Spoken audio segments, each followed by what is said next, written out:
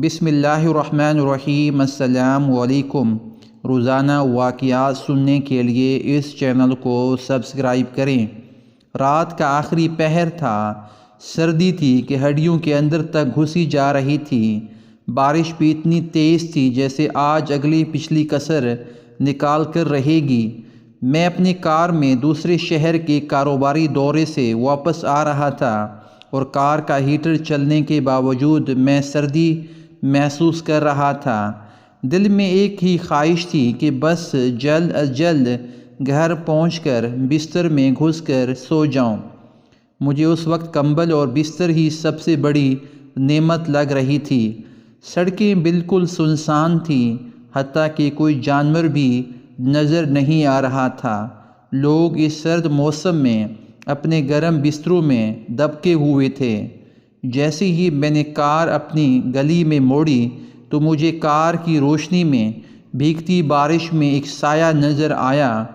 اس نے بارش سے بچنے کے لیے سر پر پلاسٹک کے تھیلے جیسا کچھ اوڑھا ہوا تھا اور وہ گلی میں کھڑے پانی سے بچتا بچاتا آہستہ آہستہ چل رہا تھا۔ مجھے شدید حیرانی ہوئی کہ اس موسم میں کوئی شخص اس وقت باہر نکل سکتا ہے، اور مجھے اس پر ترس آیا کہ پتہ نہیں کس مجبوری نے اسے اس پہر اس طوفانی بارش میں باہر نکلنے پر مجبور کیا۔ میں نے گاڑی اس کے قریب جا کر روکی اور شیشہ نیچے کر کے اس سے پوچھا، بھائی صاحب، آپ کہاں جا رہے ہیں؟ آئیے میں آپ کو چھوڑ دیتا ہوں۔ اس نے میری طرف دیکھ کر کہا، شکریہ بھائی، بس میں یہاں قریب ہی تو جا رہا ہوں، اس لیے پیدل ہی چلا جاؤں گا۔ میں نے تجسس بھرے لہجے میں پوچھا، اس وقت آپ کہاں جا رہے ہیں؟ اس نے بڑی متانت سے جواب دیا، مسجد۔ میں نے حیرانی سے پوچھا، اس وقت مسجد میں کیا کرنے جا رہے ہیں؟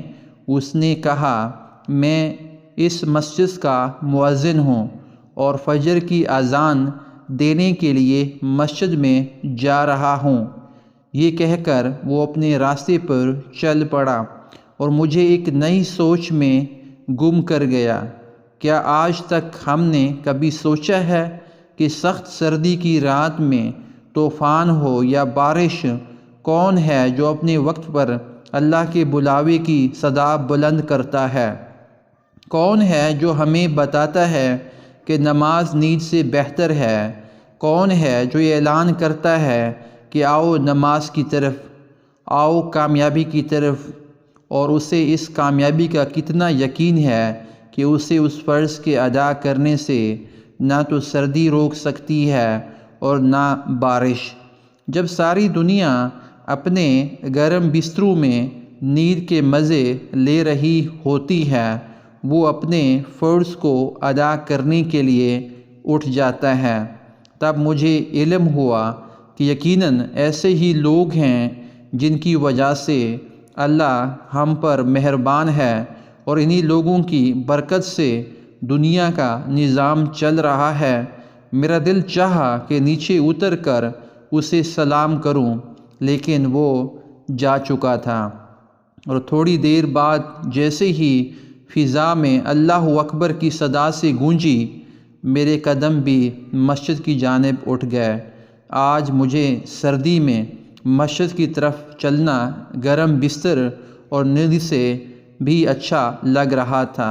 اللہ کریم ہمیں 5 وقت باجماعت نماز پڑھنے کی ہمت، طاقت و استطاعت عطا فرمائے، آمین۔